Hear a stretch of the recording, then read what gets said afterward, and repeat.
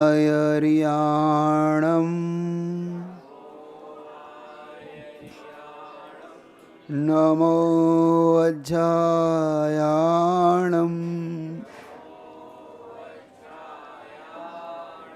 नमो लोये सवसाहुणम्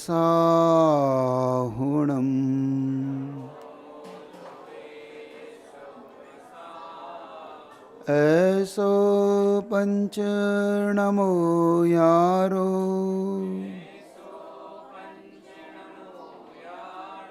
सव पावपणाशनो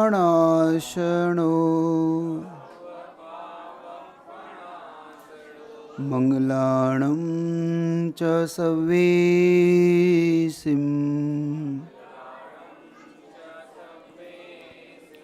परमं हवै मंगलम् परमं हवै मंगलम्। देवादिदेव चिंतामणि पार्श्वनाथ भगवान की, पंच परमेष्टि भगवान की, आचार्य भगवंत गुरुदेव विद्यासागर जी महाराज की, वीर सागर महाराज की, परम पूज मुनि श्री विशाल सागर जी महाराज की, समस्त मुनि संघ की। जैसा इष्ट होगा वैसा जीवन बनता है। हम पंच परमेष्टि को अपना इष्ट मानते हैं। आपसे चर्चा थी कि एक भाग्य का बना हुआ मिलता है जो आपके साथ पूर्व से चला आता है, और एक व्यक्ति पुरुषार्थ से भाग्य बनाता है। भाग्य से अधिक जब मिलता है जब पुरुषार्थ से भाग्य बनाता है, वरना सब चीज़ निश्चित तो आपको आपके भाग्य से मिलती चली जाती है। आपके भाग्य में जो लिखा सा तो सब आपको लगता है कि ये मेरे भाग्य में है, लेकिन कभी कभी ऐसी आवश्यकता आ जाती है कि भाग्य के मिलने से काम नहीं चलता। भाग्य के मिलने से अपनी पूर्ति नहीं होती, क्योंकि भाग्य में लिखा ही इतना है, अब पूर्ति हो कैसे हो। अब हमें वो चाहिए जब भाग्य से अधिक चाहिए। आपको भाग्य से मिलने से पूर्ति हो जाती है, आपको संतुष्टि होती है? नहीं होती, होती ही नहीं है, क्योंकि भाग्य से अधिक चाहिए। अब देखो, भरत चक्रवर्ती को 6 खंड का राज्य मिला, वो उसके भाग्य में लिखा था, लेकिन बीच में कोई बाहुबली जैसा उसके भाग्य को बीच में ब्रेक कर रहा है। अब उसे अपने भाग्य से अधिक चाहिए, मतलब उसे अब ऐसा पुण्य चाहिए कि बाहुबली का बीच का कांटा निकले। लेकिन बाहुबली का पुण्य उस क्षण भरत से भी भारी हो रहा है। यह होता है भाग्य से अधिक। मिली हुई वस्तु भाग्य से मिली, लेकिन बाहुबली का भाग्य कह रहा है कि अभी मेरा भाग्य इतना तेज है कि तुम नहीं ले पाओगे, तुम्हें मुझसे ज्यादा भाग्यवान होना होगा। समझ रहे हो कि नहीं? हमारे चीज क्यों नहीं मिलती हमें मिलकर भी सामने वाले को क्यों चली जाती है हमारे हाथ से? क्योंकि हमसे ज्यादा कहीं उसका भाग्य तेज होता है, हमसे ज्यादा उसका भाग्य अलग तरह से कार्य कर रहा होता है। तो यहाँ पे उसे समझने का पुरुषार्थ आज करिएगा कि कैसे हम भाग्य से भी अधिक पाते हैं, कैसे कब पा पाते हैं। उसके लिए कहा था कि अरहत भक्ति सबसे बड़ा स्रोत है। वो सबसे बड़ा स्रोत अगर है तो वो अरहत भक्ति ही। जीवन में अरहत भक्ति सीखो। जीवन में भगवान की भक्ति, पंच परमेष्टि की भक्ति जो दे सकती है वो संसार में कोई नहीं दे सकता, कोई भी नहीं। और उसके जो एक एक अक्षर इस बात के द्योतक है। आपको अरिहंत शब्द नमो अरिहंताणम सारा बता चुका हूं कि वो एक एक शब्द ण से लेके मो, अरिहंत से लेके हन, पूरा एक एक शब्द कितना शक्तिवान है। अगर उसका शब्द को ही अगर हम अपने जीवन का आधार बना ले तो हम बहुत कुछ पाने में सफल हो सकते। तो आज उन अरिहंत की चर्चा करने जा रहा हूं जिनसे तुम्हारा भाग्य बढ़ेगा। देखो अरिहंत तो अरिहंत है, पहले कह चुका हूं, अरिहंत में फर्क नहीं है, लेकिन अब तुम्हें विशेष प्रयोजन है तो फिर विशेष अरिहंत है। डॉक्टर तो डॉक्टर है, एमबीबीएस तो एमबीबीएस है, पीजी क्यों करता है? उसे कुछ स्पेशलिस्ट ऐसा डॉक्टर चाहिए जो भाई इसी कार्य के लिए ही कार्य करेगा। एमबीबीएस करने वाला तो शायद सबको देख ले, लेकिन पीजी करने वाला फिर उसी को ही देखता है भाई, इसके अलावा तो आप फिर उसी को ही ढूंढते हो भाई। एमबीबीएस वाले पास नहीं जाते ना, कि आप उसी को ढूंढते हो ना, कि भैया हड्डी का है तो वहीं चले जाओ, अब बस वही काम होगा भाई। मस्त ब्रेन वाला तो वहीं चले जाओ, हार्ट वाला है तो हार्ट वाले ही चले जाओ, हार्ट का डॉक्टर आप वही काम करे। ऐसा ही जब तुम अपने जीवन में उन अरिहंत को ढूंढते हो तो वो अरिहंत ही अब तुम्हें चाहिए। अब तुम्हें वो अरिहंत चाहिए तुम्हारे भाग्य को कुछ अलग ढंग से करके दे। तुम्हें भाग्य से अधिक चाहिए तो फिर अरिहंत भी भाग्य से अधिक वाला ही होगा। पकड़ना इस बात को, समझने का पुरुषार्थ करना, तब आपका उनके पास जाना सार्थक तब हो पाएगा। तब तुम्हारे जीवन में उनसे लगाव जुड़ाव जो होगा वो तब होगा। समर्पण तब आएगा, तुम्हारे अंदर का समर्पण तब जगेगा, और समर्पण जगने पर ही ये कार्य की सिद्धियां होती भी है। जो लोग ये मानते हैं कि कार्य की सिद्धि नहीं होती, उन्हें भी बहुत कुछ समझना होगा। कल का थोड़ा विषय को आगे बढ़ा रहा हूं। कल एक विषय था कि भाई ये पत्थर से हमें कैसे, हमारे अंदर की एनर्जी कैसे डेवलप होती है उस पत्थर से। क्या हमारे परिणामों पे ये पत्थर कोई कार्य करता है? क्या हमारे परिणामों में ये पत्थर भी कोई अपना निमित्त बनता है? क्या हमें इन पत्थरों से भी क्या प्राप्त होगा? ध्यान है कि नहीं आपको कल का सब्जेक्ट? हाँ, तो उस सब्जेक्ट लेके आपको उन अरिहंत तक ले जाने का पुरुषार्थ करूंगा, आप चलिएगा।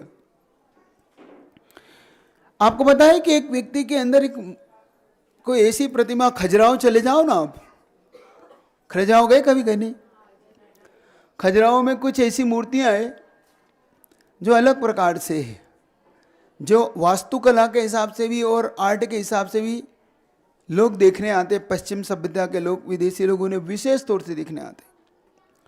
जब उस आर्ट को देखने के बाद मन में क्या भाव आता है? राग का भाव उत्पन्न होता है कि नहीं? राग का भाव उत्पन्न होता है कि नहीं? क्यों? उस पत्थर में क्या रखा है? वो चेतन तो है ही नहीं। फिर तुम्हें राग क्यों उत्पन्न हो रहा है? तुम्हारे अंदर के विषय क्यों उत्पन्न हो रहे हैं? तुम्हारे अंदर पाप का भाव क्यों उत्पन्न हो रहा है? उस प्रतिमा से अगर तुम्हारे अंदर का पाप उत्पन्न हो सकता है, तुम्हारे अंदर विषयों की उत्पत्ति हो सकती है। जब राग की प्रतिमा देखने से राग उत्पन्न हो सकता है, तो ये मान के चलना कि वीतराग प्रतिमा देखने से वीतराग उत्पन्न हो सकता है। इसमें कहीं दो मत नहीं, कहीं दो मत नहीं। आप देखो कोई भी चीज, जब आप कोई भी राग भरी प्रतिमा देख लेना, फोटो देख लेना, विज्ञापन देख लेना, पिक्चर देख लेना, कोई ऐसा देख लेना जिसमें कोई ओरिजिनल नहीं होता, लेकिन हमारे अंदर का वो राग उत्पन्न, हमारे अंदर की वो अनंत काल की वासना उत्पन्न हो जाती है। इसीलिए आचार्यों ने क्यों कहा कि चित्रपट में भी मत देखो, चित्रपट को भी मत देखो, क्योंकि वो भी तुम्हारे अंदर राग विषय को उत्पन्न, ये बहुत बड़ा महत्वपूर्ण चीज है। तभी इसी को बोलते हैं अपन यहाँ स्थापना निक्षेप। स्थापना निक्षेप से वो पाप का आश्रय भी करा सकता है और स्थापना निक्षेप तुम्हें पुण्य का आश्रय में भी डाल सकता है। तो तुम्हारा पुण्य कैसे बढ़ेगा, पहले तो ये क्लियर हो गया। तो हमें वो प्रतिमा नहीं है हमारे लिए, हमारे लिए तो चैतन्य बिंब है, वो चैतन्य उससे युक्त है, क्योंकि जितनी गहराई से हमारी उसके अंदर होगी। अब वो अरिहंत पकड़ना जो तुम्हें तुम्हारे भाग्य को विशेष तौर से, तुम्हारे लिए विशेष तौर से, कौन सा? उन्होंने कहा कि भाई अब तुम्हारा भाग्य कौन विशेष तौर से तुम्हें बढ़ा के देगा? अब तुम्हें चाहिए ऐसा अरिहंत जो स्वयं इससे युक्त हो, जो इससे युक्त हो, क्योंकि दे वही सकता है जो उसके पास होगा, नहीं होगा तो वो भी तुम्हें नहीं देगा। धारणा में हमारा वही अरिहंत होगा जो हमें उससे युक्त हो। पहले तो एक चीज, जब जब तुम्हें कोई भी वस्तु की आवश्यकता हो तो आपका अरिहंत वही हो जो तुम्हारी आवश्यकता है। वही अरिहंत तुम्हारी कल्पनाओं में हो, वही अंत तुम्हारे ध्यान में हो, वही अरिहंत तुम्हारी भक्ति में हो, वही अरिहंत तुम्हारे हर चीज के लिए, बस वही अरिहंत ही आपका सब्जेक्ट बनेगा। पहले ये धारणा बनाओ, ठीक है? बन गई धारणा? क्योंकि हमें प्रयोजन किससे है? सबसे महत्वपूर्ण होती अर्थ क्रिया। समझ लो, जैन सिद्धांत पूरा टिका है अर्थ क्रिया पे। अगर वस्तु की अर्थ क्रिया नहीं है तो आपका वस्तु से कोई प्रयोजन नहीं, आपका वस्तु से कोई सिद्धि नहीं हो सकती। नमोकार मंत्र की अर्थ क्रिया आपको पता होना चाहिए, अरिहत भक्ति की अर्थ क्रिया पता होना चाहिए, दान की अर्थ क्रिया पता होना चाहिए, हर चीज के पीछे अर्थ क्रिया आपकी पता होना चाहिए आपको। आपकी अर्थ क्रिया का अभाव में आप लोग उसके लाभान्वित नहीं होते। अर्थ क्रिया में जानते हो? प्रयोजन। अर्थ क्रिया का मतलब होता है प्रयोजन। मान लो आपकी भोजन की अर्थ क्रिया क्या है, क्या पूछा जाता, आप क्या कहोगे? आप क्यों भोजन करते हो? आप अपने शरीर को बनाए रखने के लिए, अपनी शक्ति को बनाए रखने के लिए, शरीर की स्थिति बनाए रखने के लिए, और भी बहुत सारे प्रयोजन हो सकता है आपके अपने कार्यों के लिए। ये उसकी अर्थ क्रिया है। आपको आपकी अर्थ क्रिया पता नहीं है तो आपका भोजन किसी काम करी। आपको ये पता नहीं है कि मैं दुकान पे क्यों बैठा हूं तो आपकी अर्थ क्रिया किसी काम की। आप क्यों पढ़ाई कर रहे हो, आपको ये पता नहीं है तो आपकी पढ़ाई बेकार है। आपको ये नहीं पता है मैं मंदिर क्यों आ रहा हूं तो आपका मंदिर आना समझ। आपको अर्थ क्रिया पकड़िए। आप व्रत लेते हैं, माला फेरते हैं, स्वाध्याय करते हैं, अब बता दो कि सिर्फ आपको प्रयोजन पता होता है कि नहीं, कि बिना प्रयोजन के पढ़ते रहते हो, ये तो बता दो। आपको अर्थ क्रिया पता है कि नहीं, आपकी प्रयोजन पता है कि नहीं, आपका प्रयोजन भूत क्या है पता है कि नहीं? समझ गए? अब आपको वो अरिहंत जो है जो आपकी अर्थ क्रिया हो, आपका प्रयोजन हो। क्योंकि आप कौन से धर्म से युक्त हो पहले आप समझ रहे हो? आपका सराग धर्म है, पहले आप ये पकड़ लो, महत्वपूर्ण चीज दे रहा हूं।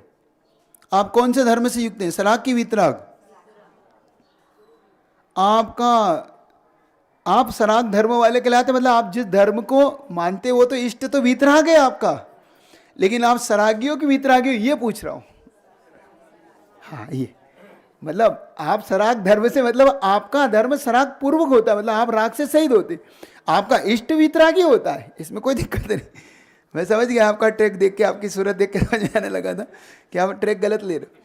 मतलब दो प्रकार के होते हैं, पंच परमेष्टि वीतराग धर्म से युक्त होते हैं और श्रावक सराग धर्म से युक्त होता है, क्योंकि उसका धर्म सराग धर्म है, क्योंकि सराग मतलब राग से शहीद होकर करता है वो।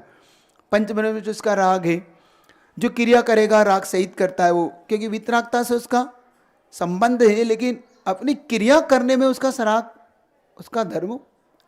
तो यहाँ आपके उस धर्म को पकड़ना, आप उसको समझना कि आप जब जो भी क्रिया करोगे वो आप सराग धर्म से युक्त होकर करते हो, और जहाँ आपकी सराग धर्म होता है वहाँ आपके लिए ये सब चीज़ें क्षम्य होने लगती है, क्योंकि क्षयोपशम सम्यक दृष्टि के लिए कोई अपराध नहीं है।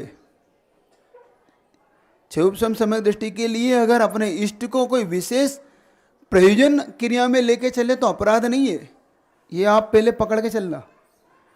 कोई भी क्षयोपशम दृष्टि के जो दोष होते हैं ना, चलमला गाढ़ दोष, वो इन्हीं कारणों से होते हैं। और आप कौन से हो? आप कौन से सम्यक दृष्टि हो?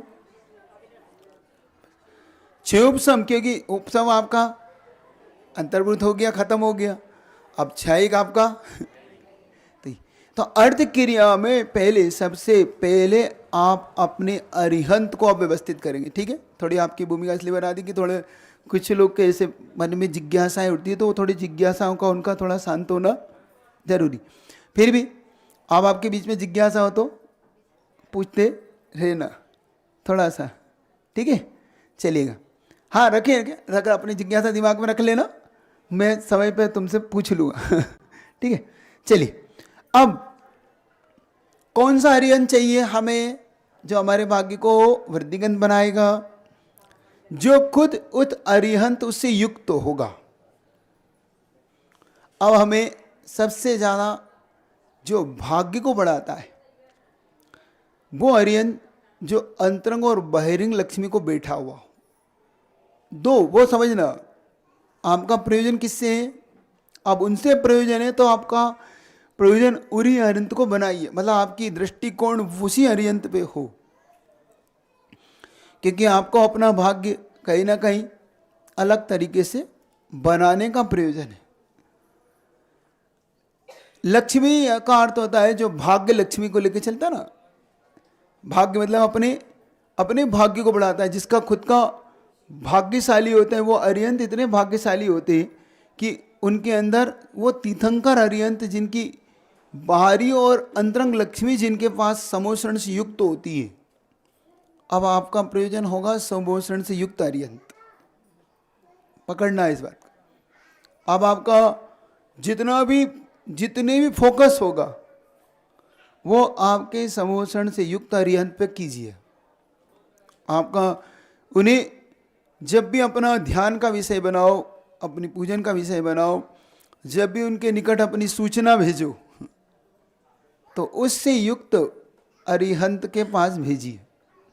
वही सबसे ज़्यादा आपका ऑफिस वही है, यही आपकी सुनवाई। अब उसे मोटिव बनाइए अपना कि बस यही मेरे लिए, किसी अन्य की कोई इसमें अवहेलना नहीं है। आप समझना, इसको कोई अवहेलना का भाव नहीं है। भाई अगर मेरा इनसे काम है तो कहाँ जाऊंगा मैं, उसमें पड़ोसी क्यों बुरा मान रहा है। भाई आपके पास आऊँगा, जब आपका काम होगा तो आपके पास भी आऊँगा। फिलहाल तो मुझे, अब देखिए आपको जब भी ऐसा बने तो उन्हें अपना विषय बनाइए जो समझण से युक्त है, जो 4 अंगुल ऊपर अपने सिंहासन पे विराजमान है, बिल्कुल उसे बनाइए। जब आप दर्शन करें, आपके दर्शन हो, जब जिनालय में जाएं, चाहे आप घर में बैठ के दर्शन करें, आपके दर्शन ऐसे ही होना चाहिए। समझ में आ रही? आपका लक्ष्य यही भेदेगा, आपके लक्ष्य में वही दिखना चाहिए और कोई नहीं। हाँ, बस उन्हें अपना विषय बनाइए, अपनी अर्थ क्रिया का विषय बनाइए कि मुझे वही अरिहंत चाहिए जो समोषण से युक्त हो। वो जो चारों दिशाओं में जिनका मुख दिख रहा हो।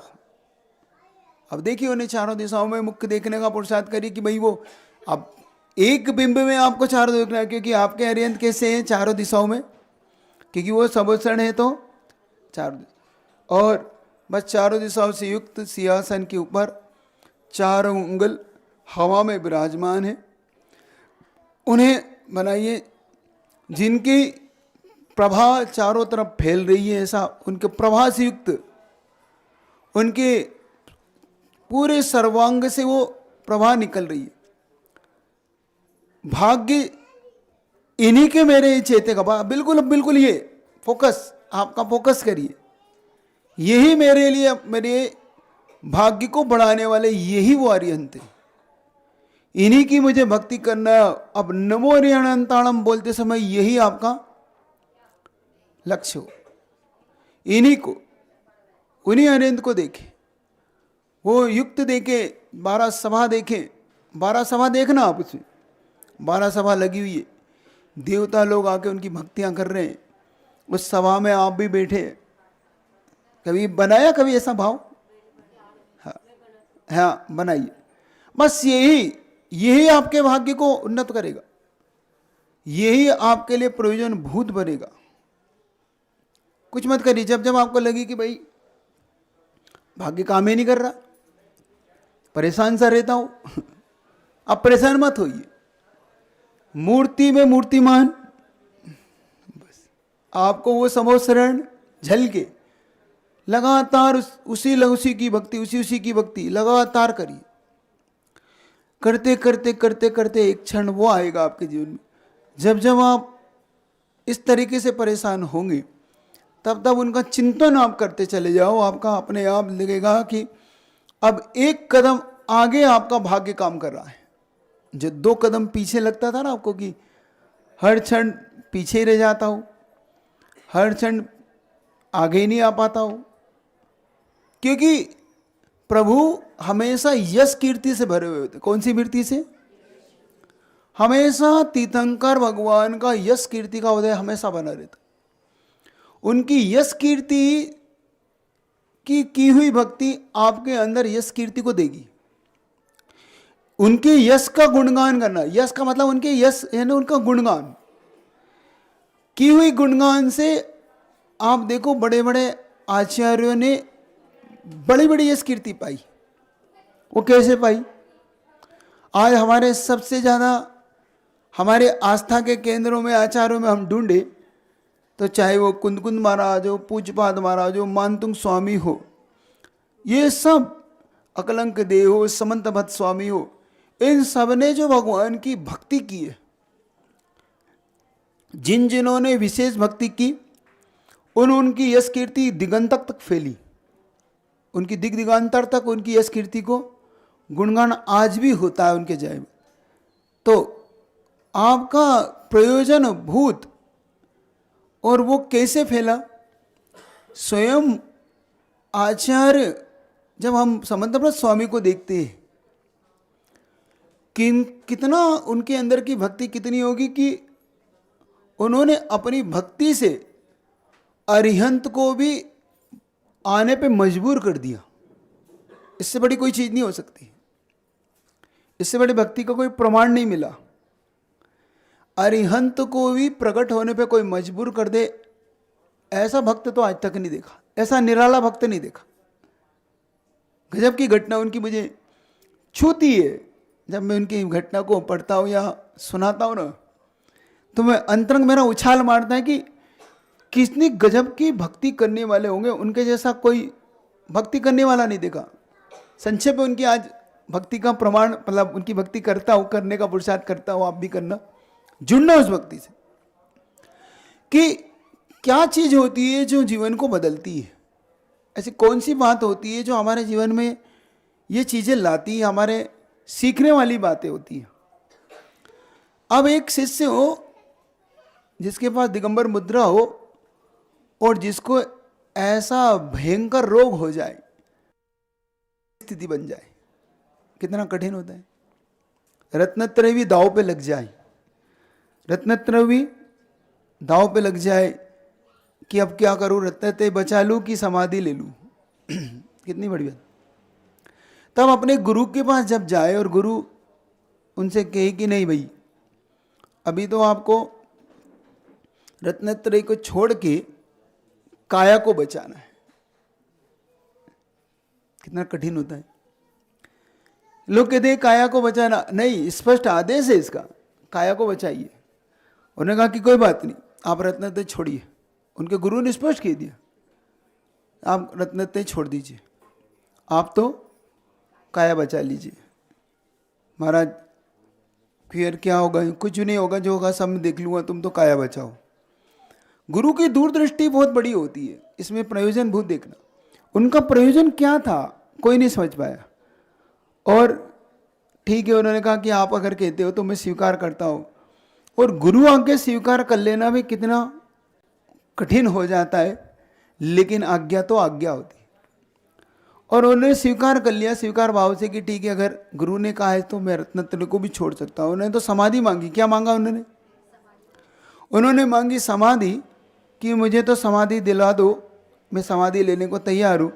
तो उन्होंने कहा नहीं, तुम्हें समाधि नहीं लेना है, तुम्हें तो अपनी रत्नत्रय बचाने के लिए काया को पहले जीवन बचा लो, बाकी सब तुम्हें।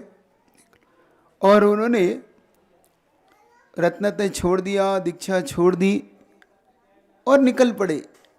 गुरु ने कहा कि अब जब तक तुम्हारी व्याधि दूर ना हो जाए, जब तक तुम्हें इलाज ना मिल जाए, सब आराम से अब तुम अपना जीवन यापन करो। जब वो पहुंच गए, जगह जगह घूम लिया, घूमते घूमते कहाँ पहुंच गए वो? बनारस। बनारस की घटना है ये। बनारस पहुंचने के बाद, बनारस जब पहुंच गए तो बनारस पहुंचने के बाद उन्होंने कहा कि भाई अब भूख तो लग रही है, क्योंकि उन्हें भस्मक व्याधि हो गई थी, और भूख मिटाऊं कैसे, क्योंकि भूख इतनी है कि मिटती नहीं है वो। भूख भी कितनी कि जो खाओ सो सब भस्म, जो खाओ सो सब भस्म, जो खाओ सो। रोग भी गजब है उनका, ऐसा रोग भस्मक व्याधि वाला रोग बड़ा कठिन है। अब उन्होंने सब कुछ प्रयोजन कर लिया, उनकी भूख नहीं मिट रही, तो उन्होंने एक ऐसा स्थान चुन लिया जहाँ पे भाई खूब भोग चढ़ता, खूब भोग आता, खूब भगवान के नाम पे। संसार में बहुत कुछ होता है भगवान के नाम पे, ये तो है। शायद मुझे लगता है कि भगवान के नाम पे सब कराया जा सकता है, मतलब अच्छे लोग भी करा लेते और बुरे लोग भी करा लेते। अच्छे लोग अच्छे के लिए करा लेते हैं, बुरे लोग भगवान का बुरे प्रयोजन से करा लेते। तो अब वहाँ देखना कि जब भगवान के नाम पे चढ़ रहा है, और ये तो भारत देश इतना आस्था का देश है कि भगवान यहाँ तो दूध भी पी लेते हैं, यहाँ तो लोग सब कुछ पिला देते, सब कुछ खिला सकते, पिला सकते, बस वो उनको कहने की देर है, बस। यहाँ तो है कि नहीं पहले आप लोग, तो उन्हें भी वही कहा गया, और उन्होंने एक स्थान चुन लिया कि भाई ये बढ़िया स्थान है यहाँ पे, क्योंकि यहाँ पे भोग की सामग्री काफ़ी आती।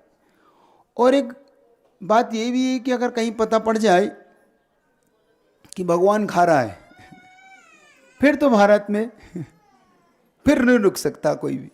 एक बार बस इतना सा पता पड़ जाए कि भगवान खा रहा है, तो भाई जैसे ही पता पड़ा, उन्होंने एक चैलेंज किया, उन्होंने वो खड़े होकर चैलेंज किया कि अगर भगवान को ये खिला देगा तो ठीक, नहीं तो मैं खिलाता हूँ भगवान को।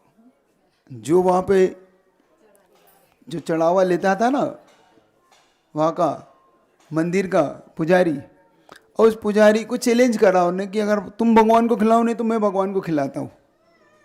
अब पुजारी ने कहा कि मैं आज तक ही नहीं खिला पाया भगवान को, तो मैंने तो आज तक सिर्फ छिटकी चढ़ाई है भगवान को। कितना सा चढ़ाते हैं, इतना सा चढ़ा के और बाकी सब कहाँ ले जाते हैं। तो भाई ऐसा कौन हो कि भगवान खा लेगा, और कोई कहा वो मेरे पे छोड़ दो। और ये बात उन्होंने कहा कि भाई ठीक है, राजा के सामने आप बोल दो। तो उसने कहा कि राजा ने, इसमें कौन सी बड़ी बात है, ये तो भगवान को खिलाता नहीं, भगवान को तो मैं खिला सकता हूँ, भगवान को खिलाने का काम मेरा। तो राजा ने कहा भाई अगर ऐसी बात है तो इससे बड़ा तो कुछ हो ही नहीं सकता। अब देखो प्रयोजन समझना, वहाँ पे अर्थिक क्रिया पकड़ना। उनका प्रयोजन था कि भगवान खाए, और इनका प्रयोजन था कि मेरी भूख मिट जाए।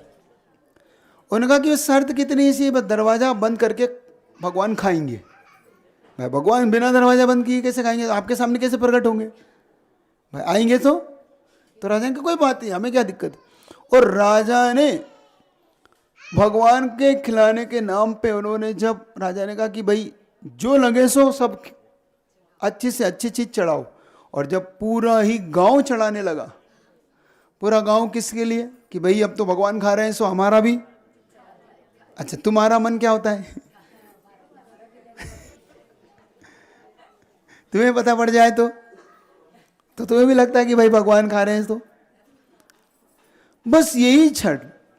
और उसने दरवाजा बंद किया और अपना पेट भरना शुरू किया। पेट बढ़ते बढ़ते बढ़ते एक समय ऐसा आया कि वो उपशम को प्राप्त होने लगा। जो रोग था वो रोग उपशम को प्राप्त होने लगा, दबने लगा। रोग जैसे जैसे अब उसका रोग दबने लगा तो बचने लगा। अब जब बचने लगेगा तो इसका क्या करना। अब सामने दूसरी समस्या कि ऐसा क्या हुआ कि अचानक भगवान ने खाना बंद कर दिया। अब प्रश्न उठ रहा है कि भाई भगवान का पेट गड़बड़ हो गया, भगवान को कोई समस्या आ गई, भक्त की भक्ति कम पड़ गई, भगवान को भोजन पसंद नहीं आ रहा। प्रश्न तो ये उठ रहे हैं कि भगवान क्यों कम खा रहे हैं। अब ये बात ना आए तो उन्होंने भाई इसको फेंकना शुरू किया, फेंकना मतलब पिछले दरवाजे से। अब ये बात कहीं से उस पुजारी को पता पड़ी कि पुजारी तो निशाने पर था ही कि भाई ये कैसे ना कैसे है, क्योंकि किसी की दुकान बंद होती है तो वो दूसरी दुकानदार को निशाने पे रखता है कि कहीं से ये पकड़ा जाए बस, क्योंकि दुकान तो अपनी बंद हुई। अब यहां समझना सबसे महत्वपूर्ण चीज बता रहा हूं। जब उसने राजा को शिकायत की कि राजन ये सब भगवान को नहीं खिलाता, ये कहीं ना कहीं खुद खाता है, तो राजा ने कहा भाई इसकी जांच की जाए। जांच में पाया गया कि ये तो झूठ है, ये तो झूठ है, ये तो खुद खाता है। बस राजा को कहीं से ये मिल गई। राजा ने उन्हें बुलाया अपनी सभा में। अब सभा में बुलाने के बाद जब राजा ने कहा कि ये बताओ सच क्या है, भगवान खाते हैं कि तुम खाते हो, बस ये बता दो। तो कहा कि राजन अब जानना ही चाहते हो तो मैं ही खाता हूं, भगवान तो कुछ नहीं खाते। अब सच तो ये है। और ये और देखो ऊपर से अब इसको और पकड़ना कि उनका अंदर का डेडिकेशन कितना जबरदस्त था, उनके अंदर का विल पावर कितना मजबूत था। तुम्हारा विल पावर तो खत्म हो जाएगा, तुम्हें 2-4 चीज दूंगा इससे मैं। उनका विल पावर इतना गजब का था आचार्य समंतभट्ट स्वामी का कि जिसे लोग भगवान मानते थे उन्हीं के ऊपर बैठ के खाते थे। उसी पे जिसको लोग भगवान मानते थे उसी के ऊपर बैठ जाते थे और खाते थे कि भाई अब ये यही भगवान, मैं ही भगवान, जो सो है सो मैं हूं, अंतर यही ऊपरी जान। अब अपना तुम्हारा अंतर मिट गया भाई अपन तो, और वही बैठ के वो खाया करते थे। अब ये बात तो राजा को और अखर गई कि भाई खाता तो खाता था, चोरी तो चोरी, ऊपर से सीना चोरी और कर रहे हैं। तो उन्होंने कहा कि भाई एक तो तुम खाते थे, ऊपर से जिन्हें हम भगवान मानते उनके ऊपर बैठ के खाते थे, दो अपमान।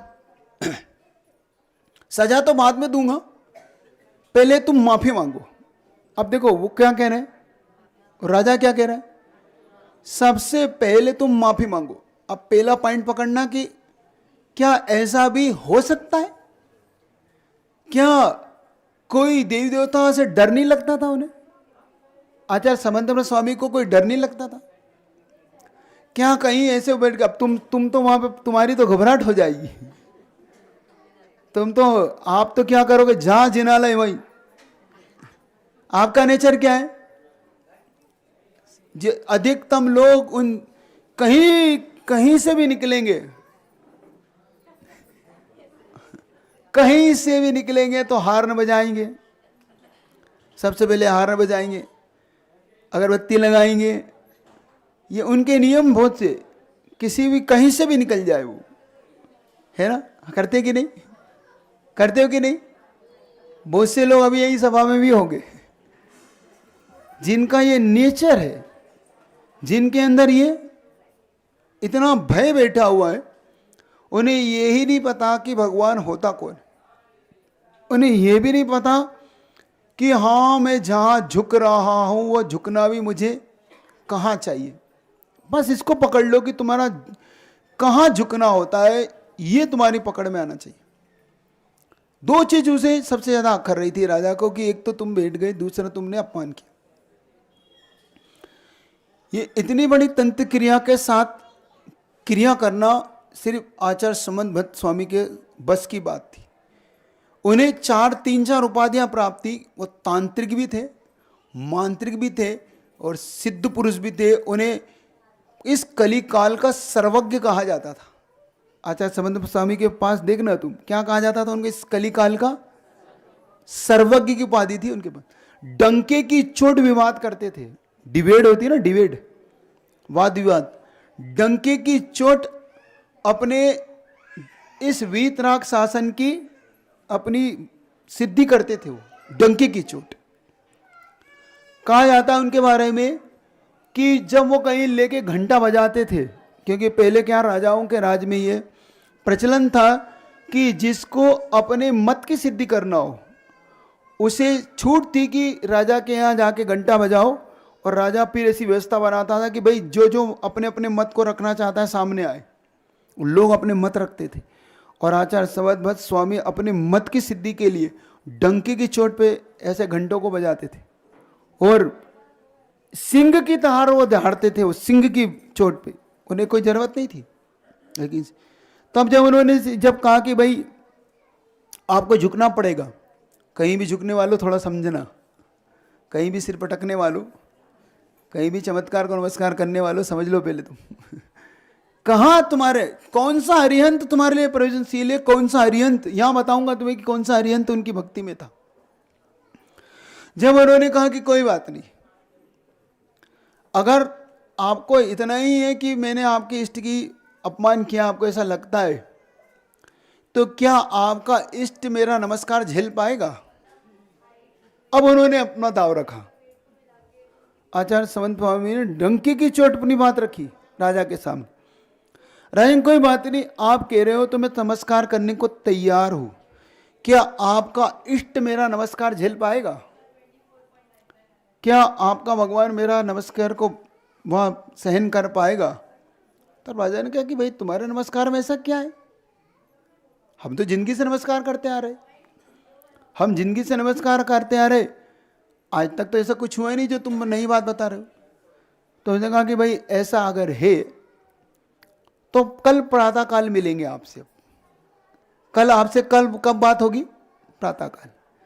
और आप सबको सभा में बुलाइए, सारी सभा के सामने अगर आपके इष्ट ने मेरा नमस्कार झेल लिया तो आपके इष्ट का मैं जिंदगी भर दास बनूंगा, लेकिन आपका इष्ट अगर मेरा नमस्कार नहीं झेल पाया तो जिंदगी भर जिस शासन को मैं मानता उस शासन को तुम्हें मानना पड़ेगा। बस इतनी सी शर्त थी दोनों की। तो राजा ने कहा अगर ऐसी बात है तो ठीक है भाई। हमें पहले एक बहुत अच्छी बात होती थी कि आदमी इस विवाद में नहीं पड़ता था, आदमी ये देखता था कि सच क्या है। वो ये नहीं कहता था कि मेरा सच है कि तुम्हारा सच है, वो निर्विवादित होते थे वो लोग, और अपने मत को रखने के बाद विवाद नहीं करते थे।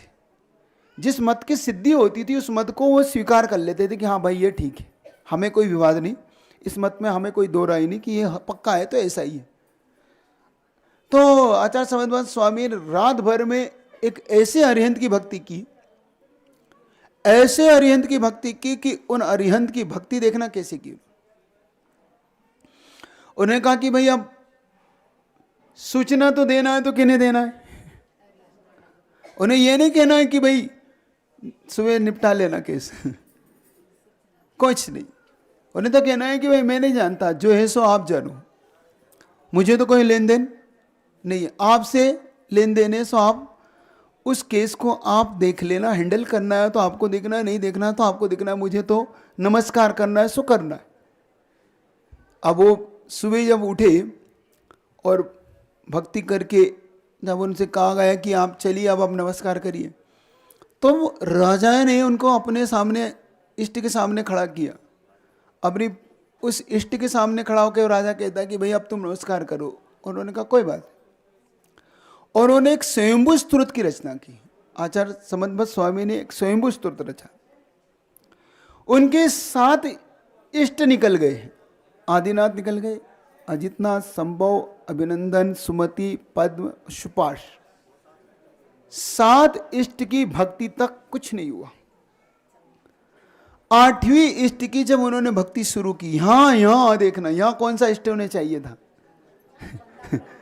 अब ये देखना तुम। चंद प्रभम चंद्र मरीचि गौरम चंद्रम द्वितीयम तम वंदे विवंदम महतामसिंद्रम जिनम जितस्वांत कसाय बंदम। ये बस इतनी सी भक्ति। कौन से, अब देखो यहां देखना, उन्होंने कौन से चंद्र प्रभु को पकड़ा, अब कौन सा अरिहंत लिया उन्होंने? हे चंद्र प्रभुवान जिनकी चंद्रमा की चांदनी के समान कांति, चंद्र प्रभम चंद्र मरीचि गौरम। क्या वो चंद्र प्रभु भगवान की जय बोल के नमस्कार नहीं कर सकते थे? कौन सा अरिहंत बनाया उन्होंने अपनी भक्ति के लिए? जिन लोग को ये प्रश्न उठते हैं कि क्या अरिहंत में डिफरेंट क्यों है, देखना, मैं नहीं कह रहा हूं ये बात, ये बात की सिद्धि स्वयं समंत भट्ट स्वामी कह रहे हैं। जिनकी कांति चंद्रमा के साथ, चंद्र प्रभम चंद्र मरीचि गौरम चंद्रम द्वितीयम जीव कांतम, कि जिनकी कांति चंद्रमा के समान है और जो चंद्रमा के समान जीव मात्र को शांति प्रदान करते, क्योंकि उन्हें क्या चाहिए थी? उपसर्ग की शांति। अच्छा, समझ बात को क्या चाहिए था उस समय? अपने आया हुआ संकट मिटे, तो मुझे ऐसा अरिहंत चाहिए जो इस समय मेरे संकट को, क्योंकि इस समय जिन शासन की दाव पे लगी हुई थी उसे, अब मैं तुम्हें नमस्कार कर रहा हूं। उससे पहले वंदे वंदे कोई शब्द नहीं, 7 इष्ट में कहीं भी वंदे शब्द नहीं मिलेगा तुम्हें। देखना, वंदे भी वंदम महताम सिंद्रम, हे चंद भगवान मैं तुम्हें नमस्कार करता हूं। अब आपका काम है मेरे नमस्कार को चमत्कार में बदलने का। चमत्कार को नमस्कार नहीं किया आचार्य समर्थ स्वामी ने। आप होते तो चमत्कार के पीछे दौड़ते हो। देखना, नमस्कार ये होता है, चमत्कार को नहीं होता है। जहां वीतराग का भक्त नमस्कार कर देता है वहां चमत्कार पैदा हो जाता है। जहां वीतराग का इष्ट का भक्त, तुम वीतरागता के प्रति अपना वो भर लाओ, वो बहुमान लाओ, अंदर से अभी वो भक्ति प्रकट करो कि साक्षात चंद्रप्र भगवान देख रहा। और जैसे ये बात कही, वंदे भी वंदम महताम सिंद्रम, ऐसे महान गुणों से भरे हुए वो चंद्रप्र भगवान महताम जिनम जितस्वांत कसाय वंदम, कि इस सारे संसार में जितने भी ये लोग हैं जो कसाय से युक्त है, उनकी कसाय समन हो जाए। 2 चीज, क्योंकि वहां वो लोग काय से भरे हुए थे इस समय, उस कसाय से भरे हुए थे, क्योंकि कसाय से वशीभूत होकर ये कार्य किया जा रहा था। क्योंकि उनके अंदर वो कसाई थी कि भाई आज मैं अपनी कसाई के कारण बदला लूंगा। उन्हें भले बुरे से कोई सही गलत से कोई लेन देन नहीं था। और जैसे ही उन्होंने ये बात कही, जब ये बात अपने इष्ट को लेके कही जाती है, इष्ट भी फिर अपने भक्त की सुनवाई में कमी नहीं रख सकता, रख ही नहीं सकता। और उनके वंदे भी वंदम, जैसे ये शब्द बोला और शब्द बोल के अपने मस्तक को झुकाया कि अब नमस्कार झेलिए, अब मेरा नमस्कार झेलिए, अब जो है सामने वो झेलो, क्योंकि मैंने तो ऐसा नमस्कार करना सीखना कभी। और जैसे ही उन्होंने नमस्कार किया, वो 2 भागों में फट गया और चंद्रप्र भगवान प्रकट हुए। अरिहंत को आने पे कोई मजबूर करते था तो वो थे समंतव्रत स्वामी। अरिहंत को प्रकट होने पे भी मजबूर करने में कोई किसी के पास आत्मिक शक्ति का वो बल था, जो भीतर के अरिहंत को भी प्रकट करना जानते थे और बाहर के भी अरिहंत को। ये जब आत्मिक बल जिसके पास होता है, जिसमें अपनी भक्ति का जब बल आत्मिक शक्ति से जुड़ता है, लोग कहते हैं कि भाई अरिहंत भक्त में वो क्या भक्ति करना, वो तो पर हैं, तो वो तो ये हैं और वो हैं। बहुत सारे लोगों की जो इतने सारे विचारधारा है ना, उन्होंने अभी अरिहंत को नहीं समझा। और ये घटना कोई चतुर्थ काल की घटना नहीं है, ये इसी पंचम काल की घटना है। ये 7वीं 8वीं शताब्दी के बीच की घटना है। समझना ये कौन सी शताब्दी की घटना है, जहाँ पे आचार्य समद्भक्त स्वामी उस बनारस पर, भगवान पार्श्वनाथ की उस भूमि पर खड़े होकर डंके की चोट अपने इस मस्तक को झुका रहे, और मस्तक के झुकाने मात्र से अरिहंत को आने पर मजबूर कर रहे। अरिहंत को प्रकट होना पड़ रहा है। इसका मतलब है कि अभी हमारे नमस्कार में वो चीज नहीं है, जो बात आचार्य समद्भक्त के नमस्कार में। अब समझ में आ रहा है कौन सा अरिहंत चाहिए आपको? समझ में आ रहा है कि नहीं? बोलो तो क्या, कुछ तो बोलो। आ रहा है कि नहीं?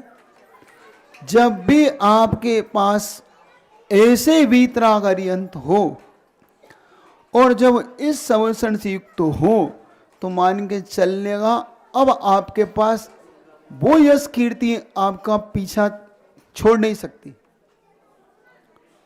लगता है ना आपको कि वो यश कीर्ति चाहिए? बस उनके यश का गुणगान करिए। आपको अपने भाग्य से ज्यादा चाहिए, आपको अपने लक्ष्य से ज्यादा चाहिए, तो वो अरिहंत आपके ध्यान का विषय, आपकी भक्ति का विषय हो, जिनका देखने से भाग्य प्रकट हो रहा है। अच्छा, आपको देखने के बाद आश्चर्य होता ना, कितनी गजब की इनके पास बाह्य लक्ष्मी देख के, होता है कि नहीं? अब देखो, वो आपको ना बिहार में मिलेगी ना आपको और किसी में, उनकी बाह्य लक्ष्मी कहीं मिलेगी तो समोसरण में मिलेगी। इसीलिए तुम्हें भी लक्ष्मी तो चाहिए ही, तुम्हारा भी कहीं ना कहीं तो होता है कि नहीं होता? मन में नहीं होता? होता है।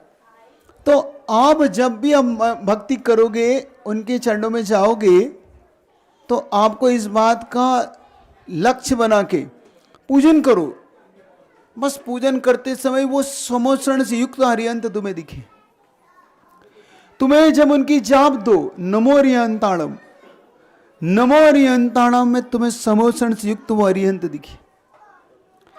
तुम्हें जब जब लगे, क्योंकि ये हरियंत वो सबसे ज़्यादा आपके मीडियम बनेंगे हर चीज़ के लिए, क्योंकि यही वो समोसरण है जहाँ पे बहुत सारी चीज़ें आपकी प्रयोजन की है।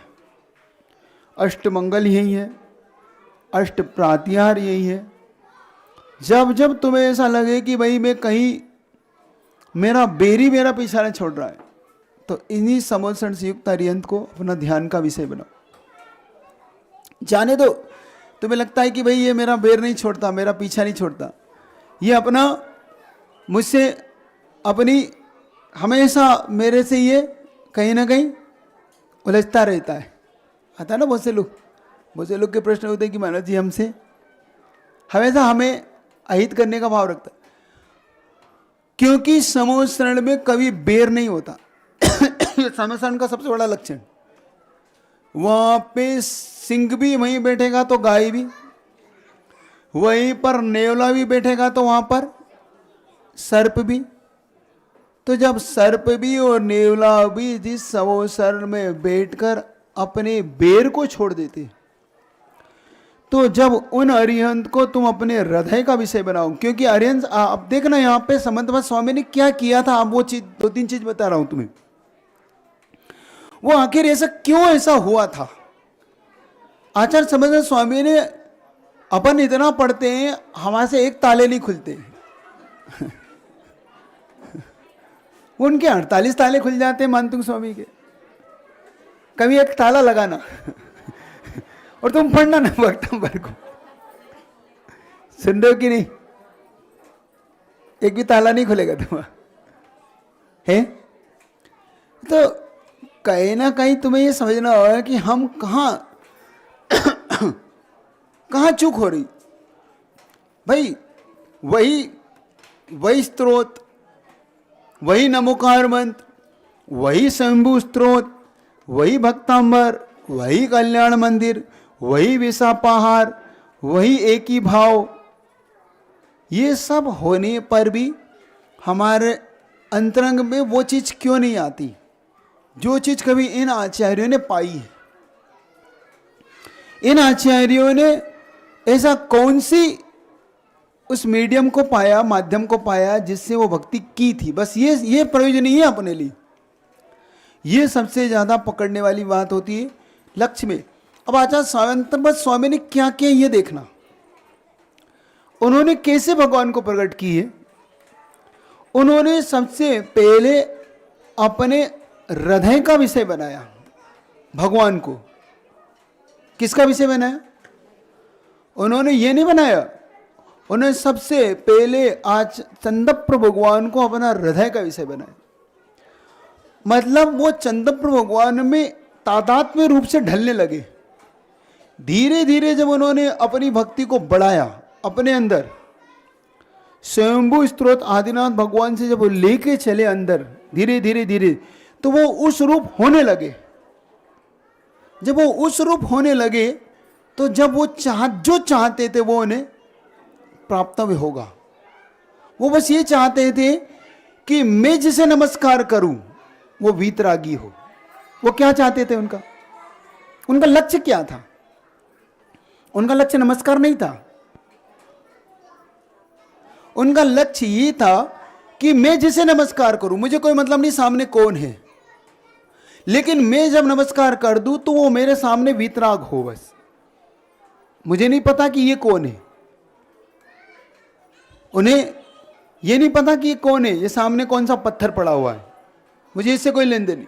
लेकिन मैं जब नमस्कार करूं तो बस मेरी भक्ति का फल वो मिले कि मुझे वीतरागता के दर्शन हो जाए, बस मुझे इससे कुछ नहीं चाहिए। बस उनका कितना बड़ा लक्ष्य था, उनका विजन देखना, उनके उनके ध्यान में क्या था, वो क्या डूब रहे थे।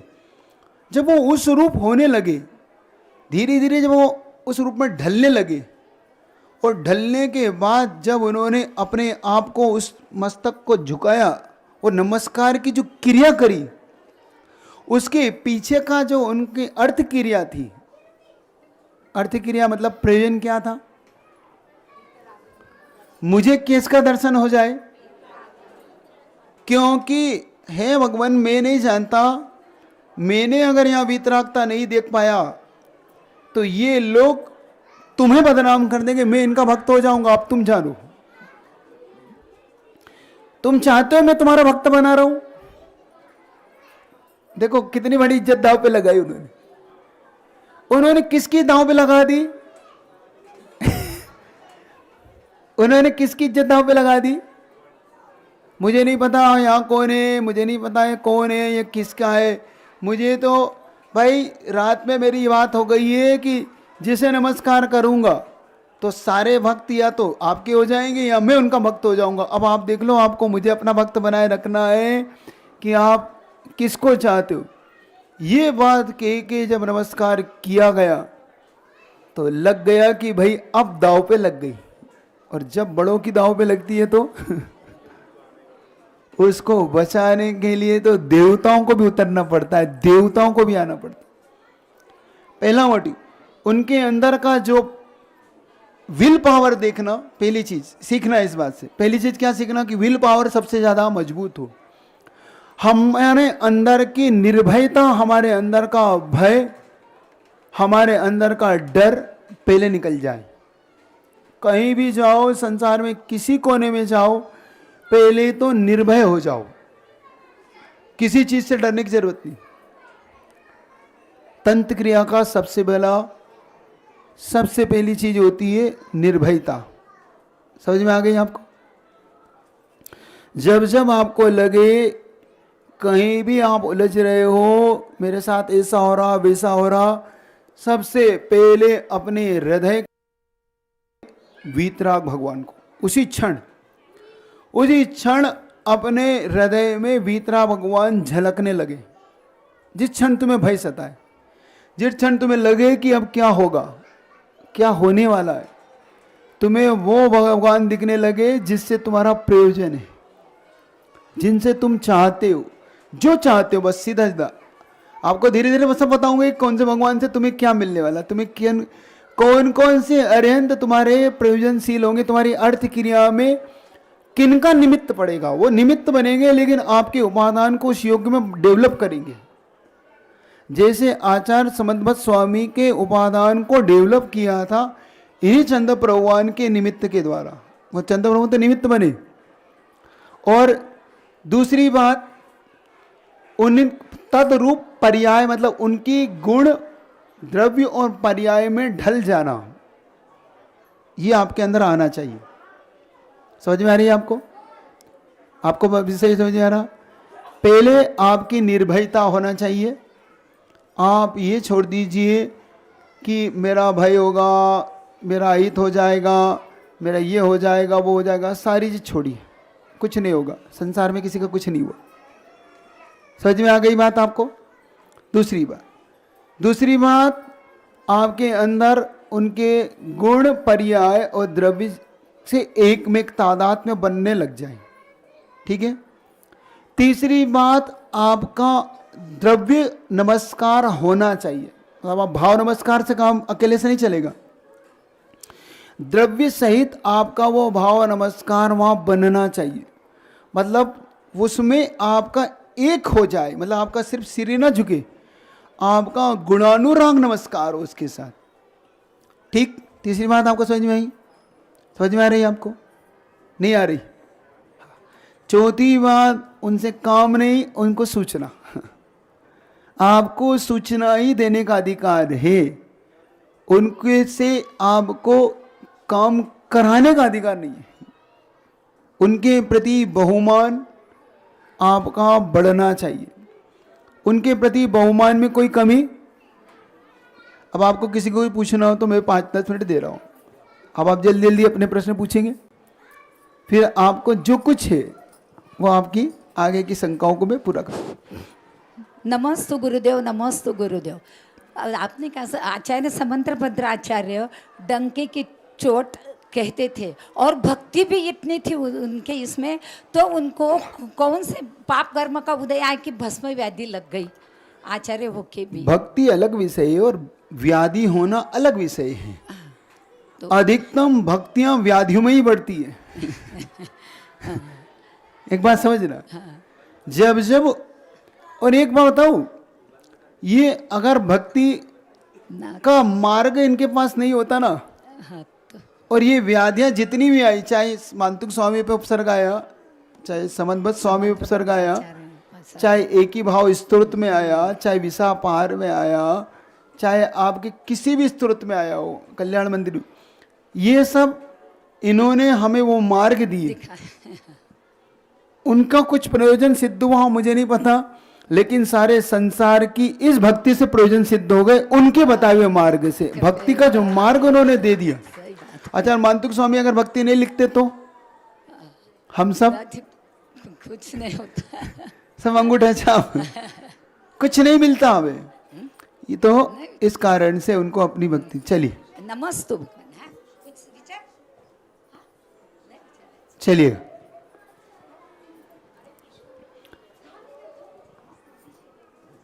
नमोस्तु महाराज श्री, नमोस्तु महाराज जी, नमोस्तु महाराज जी। महाराज श्री, सुबह को कुछ लोग मंदिर में भगवान का अभिषेक के लिए जाते हैं और मंदिर में जाते समय जो भी सरागी मंदिर के देवी देवता पड़ते हैं उनको सिर झुका कर जाते हैं। ऐसे में उनकी महाराज श्री क्या दुर्गति होएगी? उनकी दुर्गति से वही है कि वो मिथ्यात्व का पोषण करते चले जा रहे हैं। मतलब एक तरफ आप दवाई लेते जा रहे हो और एक तरफ आप कुपथ्य, मतलब आप एक तरफ बुखार में हो, आप दवाई खा रहे हो, एक तरफ इमली खा रहे हो, उनकी क्या दुर्गति होगी? कोई व्यक्ति एक तरफ ट्रीटमेंट ले रहा है ना, किस चीज का, कि भाई शुगर का इंसुलिन लगा रहा है, और दूसरी तरफ जम के शक्कर खा रहा है, क्या होगा उसका? एक तरफ बुखार आ रहा है, एक तरफ खटाई खा रहा है।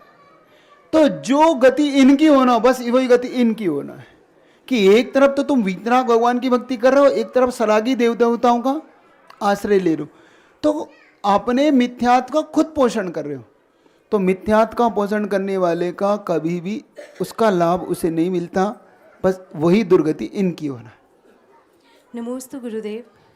हम सभी जानते हैं कि हमारे भगवान वीतरागी हैं, पर हम ग्रस्त हैं, तो जब हमें कोई समस्या होती है तो भी हम भगवान के पास जाकर कहते हैं कि सब ठीक हो जाए, और जब कुछ अच्छा होता है तो भी हम ये भावना करते हैं कि सब ठीक हो जाए। लेकिन कुछ लोगों का मानना है कि यह मिथ्यात्व की कोटि में आता है, तो ऐसे हम क्या? नहीं, मिथ्यात्व की कोटि का हो ही नहीं सकता ये, क्योंकि सराग भक्ति, मैंने कहा ना अभी आपसे कहा कि वीतराग भक्ति नहीं करते आप लोग, सराग भक्ति करते हो। सराग की नहीं, सराग भक्ति समझिए ना, सराग की भक्ति और सराग भक्ति दोनों में अंतर है।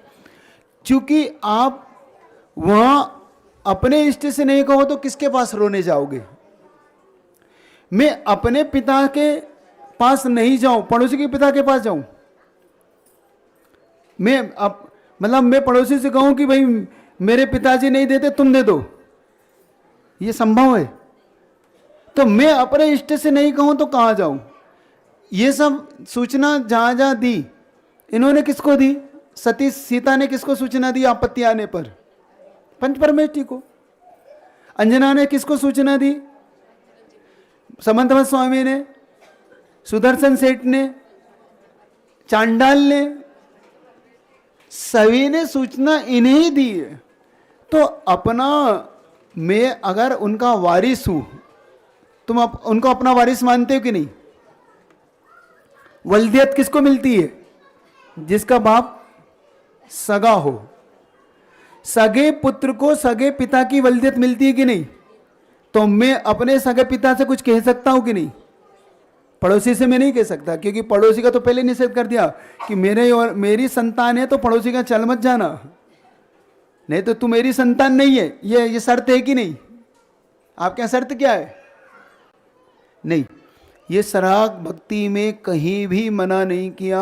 आप जम के बात करो, जम के कहो, बस इसके अलावा कहीं छोड़ना नहीं। बस मैं मांगूंगा तो इसी दर से, और दर पे मैं जाने का हो ही नहीं। आप बस इतना सा करो अंदर से।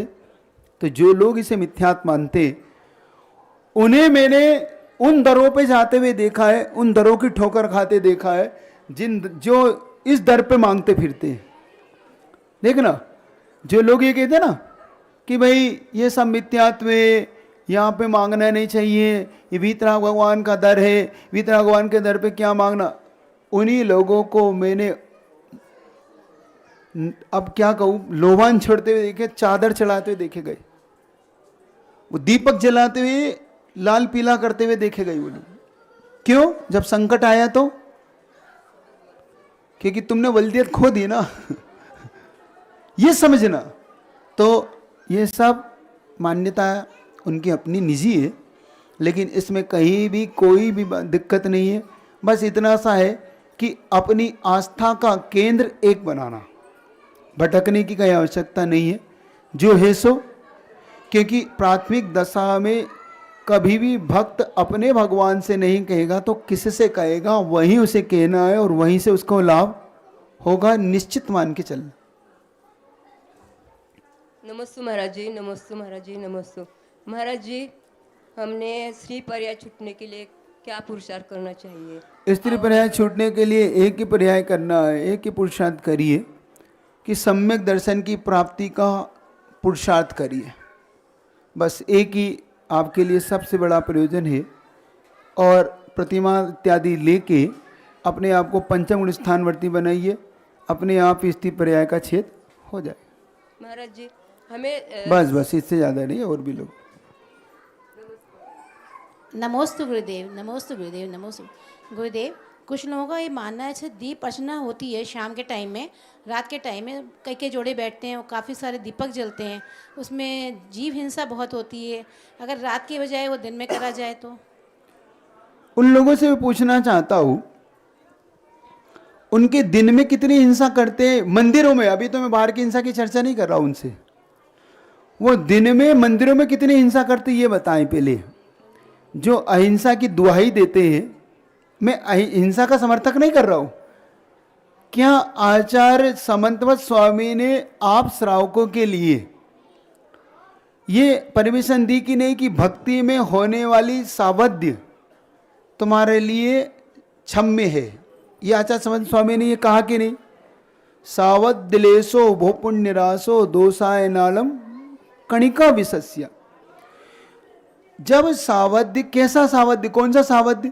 जो तुम्हारी भक्ति में प्रयोजनशील हो। अब वो सावध्य की चर्चा कर रहा हूं मैं। कौन सा सावध्य? उन्होंने कहा भाई मंदिर बनाओगे तो सावध्य होगा, पूजन करोगे तो सावध्य होगा, दीप जलाओगे तो सावध्य होगा, तुम शास्त्र छपवाओगे तो सावध्य होगा, शास्त्र लिखोगे तो सावध्य होगा। तब उन्होंने कहा कि भाई कोई बात नहीं, ये करना तुम्हारे लिए बहुत जरूरी है। ये बात किसके लिए कही? धर्मायतन के लिए। धर्मायतन के लिए होने वाला सावध्य तुम आप श्रावकों के लिए क्षम्य, लेकिन शरीर के होने वाला सावध्य तुम्हारे लिए अक्षम्य। अब सुनिए मेरी बात। जिनको एक दीपक अखरता है वो मंदिरों में कितने बड़े बड़े पाप करते हैं उन्हें यही नहीं पता। जब वो मंदिरों में गीजर लगाते हैं, एक बूंद पानी में असंख्यात त्रस राशि मरती है, तो उस गीजर में कितनी त्रस राशि मरती होगी जिस गीजर से सीधा पानी डायरेक्ट नहाने के लिए मंदिर में आता है। अभी तुम्हारे घर की चर्चा नहीं कर रहा हूं, ये तो तुम अभियाल कह दोगे कि ये तो घर में तो सब चलता है, मंदिर में नहीं होना चाहिए।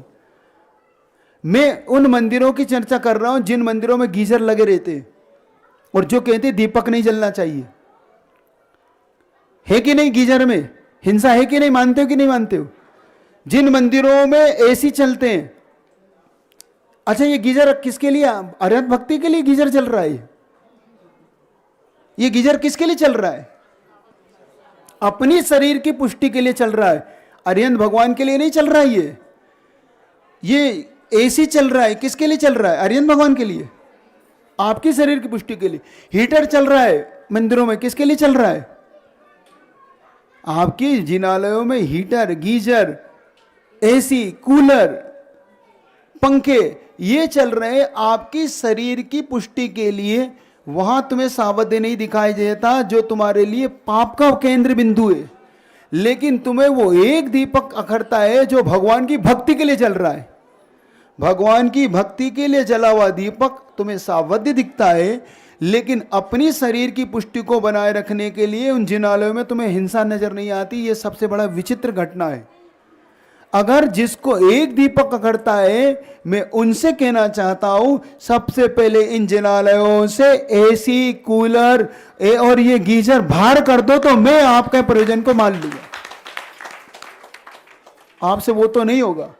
3-3, 4-4 घंटे स्वाध्याय करते एसी में बैठ के, तब उन्हें नहीं लगता कि जिन भगवान के सामने एसी चल रहा है और एसी के पीछे के निकलने वाली जो गर्म हवा है ना, जो तुम ठंडी हवा अंदर खाते हो, पीछे किसी दिन खड़े हो जाना, तुम्हें नाक में से खून आने लगेगा। इतनी तेज हवा उसके अंदर से, पीछे से पंखों से निकलती, इतनी हीट होती है। उनमें त्रस राशि कितनी मरती वो नहीं दिखती तुम्हें। पंच इंद्रियों को मरने के बाद इतनी बड़ी इलेक्ट्रिक राशि आती है, यह अग्नि का वो नहीं दिखते तुम्हें। तो पहले समझो कि कौन सी हिंसा किस कारण से त्यागने योग्य और कौन सी हिंसा आपके लिए छोड़ने योग्य। एक दीपक अखरता है, और क्या दीप अर्चना साल में रोज होती है कि साल में 1 बार होती है? 1 या 2 बार। और छोटी मोटी करता है तो महीने में 1 बार करता है तो 48 दीपक से, और कोई बड़े स्तर पर करता है तो साल में 1-2 बार होती है। तो मैं पूछता हूं, किसी ने अगर साल में हजारों लोगों की भक्ति को बढ़ा दिया, लाखों लोग उस भक्ति से जुड़कर जिन्होंने भक्ति कर ली, तो उनके पुण्य के आगे वो हिंसा न्यून है। लेकिन तुम्हारे द्वारा ये जलाएगा, ये सब पंडालों में एसी लग के पंचरणक होते हैं। वीतरागता की चर्चा करने वाले लोग पंडालों में एसी लगाते हैं, सुनना, और करोड़ों रुपए खर्च करते हैं उस एसी को लगाने में। कितने कितने टन के होते हैं वो एसी। अब पहले वहाँ समझो क्या प्रयोजनीय, क्या अप्रयोजनीय है, क्या करने योग्य, क्या छोड़ने योग्य, तो अपने आप आपको समझ में आएगा कि क्या वस्तु तत्व। चलिए।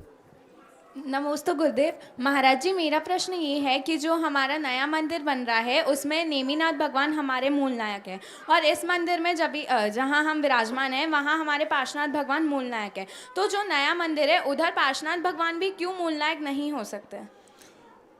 जब भी भगवान को किसी भी जिनालय में मूल नायक बनाया जाता है, पहले समझ लीजिए वो मूल नायक की राशि मतलब जो उनकी 12 राशि होती है ना, मेष, कृष्ण, ये, और वहाँ के क्षेत्र की राशि। जैसे अब इसका नाम सुस गाँव है, तो सुस गाँव के हिसाब से या जो भी ये क्षेत्र के हिसाब से जो भी निकलेगी, या आपकी जो भी दिव्य बिंदु के नाम से जो भी भगवान की मूर्ति निकलेगी वो सर्वोत्तम होना चाहिए, क्योंकि वो सर्वोत्तम मूर्ति आपके इस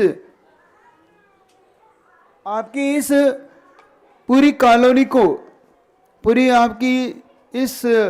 आपके पूरे के पूरे क्षेत्र को प्रभावित करेगी। और ये पार्श्वनाथ भगवान आपके जिनालय के सिर्फ अभी आपको टेम्परेरी मिले हुए हैं। ये मूल नायक नहीं है आपके, ये आपका चैत्यालय है, ये जिनालय नहीं है आपका, ये आपके लिए चैत्यालय रूप में आपको मिले हैं। ये मूल नायक रूप में नहीं मिले हैं आपने, ये मूल नायक रूप में तो आपने रखे हैं यहाँ पे। अभी मूल नायक तो नेमिनाथ भगवान बनेंगे जो इस क्षेत्र के हिसाब से, दाता के हिसाब से, उनकी सब राशियों को मिलाकर जब बनाया जाएगा तब आपके लिए प्रयोजनीय होंगे। इसलिए मूल नायक नेमिनाथ बने हैं। फिर भी इन भगवान का कोई बहुमान कम नहीं होगा। इन भगवान के लिए यहाँ की कमेटी ने अलग से मूल नायक की बेदी रखी है जिसमें इनको वहाँ मूल नायक बनाया जाएगा। इसलिए दोनों के साथ कोई भी आपको वो समस्या नहीं घटेगी। नमोस्तु महर्षि। महर्षि, मेरा यह प्रश्न है कि कई लोग बोलते हैं कि लड़कियों को बाल नहीं काटना चाहिए, ऐसा क्यों? वो उनकी शोभा का विषय है। बाल काटना आपके लिए क्या शोभनीय है, पहले इस पे विचार करो। खुले रखना, बाल काटना, ये शोभनीय विषय है कि आपका, ये पहले देख तो लो आप। कौन सी समस्या आई थी द्रौपदी के सामने, पहले देख लेना, पढ़ लेना। वो कौन सा समय था जिस समय ये बात आई थी? चोटी खुल गई थी ना उस समय। बात को पकड़ना। जिस क्षण आपकी शोभा इससे ही है, क्योंकि आपकी शोभा उन बालों से ही है ना, जो तुम ये कटा लेते हो ना। और कटाने के बाद आपका हर स्टाइल बदलता है, बोलने का भी बदलता है, चलने का भी बदलता है। देख लेना, आपके अंदर अलग ही रंग ढंग होने लगता है। आपके अंदर वो नहीं रहता, वो भाव नहीं रहता। तो आपके पहनावे के अनुसार, आपके द्रव्य क्षेत्र के अनुसार वही शोभाप्रद है। और इसीलिए बालों को घूमने, खोलकर घूमना, भाई ये सब इन लोगों को शोभा नहीं देता। इसलिए आपको चोटी बनाकर रखना चाहिए। अब बहुत विस्तृत है, इसके लिए कभी विस्तार से पूरा प्रवचन ही कर दूंगा। जल्दी जल्दी करेंगे, संक्षेप में करके, अब समय आपका हो रहा है। महाराज श्री नमोस्तु। महाराज श्री इष्टोपदेश के रचनाकार आचार्य पूज्यपाद स्वामी श्लोक क्रमांक 19 में लिखते हैं कि अगर आत्मा का हित साधोगे तो शरीर का हित नहीं सधेगा, और शरीर का हित साधोगे तो आत्मा का हित नहीं सधेगा। जीवस्य उपकाराय तस् देहस्य अपकारकम, यद देहस्य उपकाराय तद जीवस्य अपकारकम। ठीक है। तो महाराज जी, महाव्रतियों के बारे में तो देखने में ये आता है कि वे शरीर का संक्षेप में रखिए, ग्रहण कर देते हैं और आत्मा का हित ही साधने में रत रहते हैं। सामान्य श्रावकों के बारे में यह भी कहा जाता है कि अगर शरीर का ध्यान नहीं रखोगे तो धर्म कैसे करोगे। महाराज जी, व्रत उपवास के दिनों में तो जो व्रती श्रावक वगैरह प्रश्न पूछो ना। तो महाराज जी, इस विषय को थोड़ा सा स्पष्ट करें। बहुत सारा है। अच्छा, व्रती श्रावक के लिए क्या प्रयोजनीय है और सामान्य श्रावकों के लिए? देखो, दोनों के प्रयोजन वहां पे अलग है। हमें भी कहा है शरीर खलु धर्म साधनम, ये शरीर धर्म का साधन है, साध्य नहीं है। और साधन की रक्षा करना हर साधक का कर्तव्य है। साधन को साधन के रूप में रखिए, साधन को साध्य के लिए प्रयोजनशील बनाइए, ना कि साधन की भक्ति में लग जाइए। अब साधन को ही मत अपना प्रयोजन बनाइए, लेकिन साधन को संभालना है, क्योंकि साध्य को साधना है। साध्य को साधना है तो साधन को गौण मत करिए। तब उन्होंने कहा कि भाई इस साधन की रक्षा करके चलिए। मतलब शक्ति तस त्याग और शक्ति तब दान। अब देखो, दो चीज आपको क्यों लगाई उन्होंने, कभी आपने इस बात ध्यान दिया? शक्ति के अनुसार त्याग करो और शक्ति के अनुसार दान दो। अब शक्ति के अनुसार त्याग करो, ये हमारे लिए कहा कि भाई त्याग ये मतलब तप करो, सो शक्ति से तप। तो शक्ति को देखे के करो, क्योंकि ये कौन सा साधन है तुम्हारा लक्ष्य। और तुम्हारे लिए दान क्यों कहा कि शक्ति से बढ़ के दान मत देना, क्योंकि शक्ति को छुपा के भी मत देना और शक्ति से बढ़ के भी मत देना, दोनों। तो आपके लिए हमेशा, चूंकि आप ग्रस्त लोग हो, आपको इससे बहुत सारे प्रयोजन होते हैं। और साधु का जो प्रयोजन अपनी काया से होता है वो अलग प्रकार का होता है। तो ये आपको सबसे पहले समझना होगा कि ये कहाँ पे आपके लिए प्रयोजनभूत है और कहाँ आपके लिए प्रयोजनभूत नहीं। बस इसको लेके चलोगे तो ये शक्ति तत्व त्याग में आपको समझ में आने लगेगा। नमस्ते गुरुदेव। आज 22 तारीख 22वें तीर्थंकर नेमिनाथ मोक्ष कल्याणक, कल 23 तारीख 23वें तीर्थंकर पार्श्वनाथ भगवान का मोक्ष कल्याणक। यह एक योगा योग है या कोई अतिशय है भगवान? ये मैं तो मानता हूँ इस संसार में पूना का पुण्य है कि ऐसे योग पढ़ रहे हैं यहाँ पे। क्योंकि तुम भी देखो कि बस भगवान भी ऐसे ही मिल गए हमें, तीर्थंकर भी ऐसे मिल गए। और कल का तो जो दिन है, विशेष तौर से कहना चाह रहा हूं, कल का बहुत गजब का दिन है। भगवान पार्श्वनाथ का अब तुम्हारे लिए रिश्तेदारी निभाने का दिन है। रिश्तेदारी कैसे, अब तुम्हारी है कि नहीं, पहले ये बता दो तो कि इनसे है कि नहीं। पार्षद भगवान से कोई रिश्तेदारी है कि भी नहीं है? अगर तुम्हारी पार्षद भगवान से सच्चे रिश्तेदारी हो, क्योंकि जब संकट आएगा तो भगवान पूछेगा कि भाई मेरे बर्थडे पे आया था कि नहीं। देखो, रिश्तेदारी निभाओगे तो रिश्तेदारी, क्योंकि 6 चीज होती है जिसका सबसे ज्यादा ध्यान रखना, ये नीति दे रहा हूं। आओ जाओ, खाओ पियो, बोलो चालो। पक्की किसी से, तुमसे अगर किसी से पक्की चीज करना हो, पक्की दोस्ती करना हो, तो ये लक्षण है। आओ जाओ, उसके यहाँ आओ भी और जाओ भी। ऐसा नहीं कि वो ही आए तुम्हारे यहाँ, उसके यहाँ भी तुम जाओ। खाओ पियो भी, उसको खाओ भी और खिलाओ भी, और बोलो भी और चालो भी। वही बोले ऐसा नहीं, तुम भी उससे बोलो। ये 6 चीजें तुम्हारी है कि नहीं? पार्षद भगवान से ही पूछ रहा हूं। तुम्हारी दोस्ती पक्की है कि नहीं? तुम्हारा रिश्तेदारी पक्की है कि नहीं? अगर तुम्हारी रिश्तेदारी पक्की है और तुम चाहते हो कि ये पार्षदनाथ भगवान मेरे जीवन में काम आए, तो कल उनका निर्वाण महोत्सव है, उनका बहुत बड़ा त्योहार का दिन। और जब रिश्तेदारी हो तो त्योहार निभाना चाहिए। जिसकी शादी हो उसके यहाँ तो विशेष जाओगे तो ही, और बिना व्यवहार लिए नहीं जाना। सही बताओ, जब तक तुम्हारा व्यवहार लेते देते हो कि नहीं? देते हो कि नहीं? तुम रिश्तेदारी कब पक्की होती है? जब से जिसके यहाँ व्यवहार होता है तुम्हारा, होता है कि नहीं? भाई तुम्हारी व्यवहार होता है कि ये मुझसे कितना ले गया, मेरे को इसको कितना दिया, वो उतना बड़ा रिश्ता होता है जितना बड़ा उसका व्यवहार होता है। तो थोड़ी रिश्तेदारी पक्की करना चाहते हो तो थोड़ा व्यवहार को भी कल करना। और कल जब भगवान का इतना बड़ा, उनका इतना बड़ा अवसर आ रहा है, इतना बड़ा कार्यक्रम आ रहा है, क्योंकि उनकी रिश्तेदारी जा रहे हो तो खाली हाथ तो जाओगे नहीं। तो कल हर व्यक्ति को कल के दिन भगवान का वो विशेष त्यौहार मनाने के लिए अपने घर से बड़ा सा निर्वाण लाजू सजा के लाना है। छोटा नहीं। अब मेरा हाथ देखा कि नहीं? हमें मालूम है तुम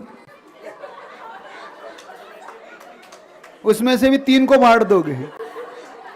वो नहीं, वो लाइए, क्योंकि उनसे तुम बड़ी समस्या बताते हो छोटी, तुम उनसे बड़ा काम निकला लो और व्यवहार में इतना सा पकड़ा दो। मैंने तो नहीं देखा भाई, 100 रुपए का व्यवहार निभाने वाले को 100 रुपए मिलता है। आप देख लो, आपके लिस्ट उठा के देखना भाई, आपके सब लिस्ट में मिलेगा। कौन 100 दे गया, कौन 200 दे गया, कौन 500 दे गया, कोई 1000 दे गया, कौन 2 जोड़ी कपड़े दे गया, कौन साड़ी दे गया, कौन सोने की चेन दे गया कि चांदी की दे, है कि नहीं? जब तुम भगवान के पास जाओगे तो वो लिस्ट में देखेंगे ये क्या दे गया था, और उन्होंने देख लिया कि ये पट्टा तो इतना सा पकड़ा गया था, बस उनका भाई व्यवहार में ये रिटर्न कर दो। करते हो कि नहीं? तुम क्या रिटर्न करते हो अपने रिश्तेदार को जो व्यवहार में हो? बस इतना ही। बोली अरिहंत भगवान की। तो कल तुम्हारी रिश्तेदारी निभाने का दिन है। देख लेना, जिसको जितना बड़ा चाहिए वो उतना बड़ा। और कल सबको ठीक कितने बजे आना है? जल्दी।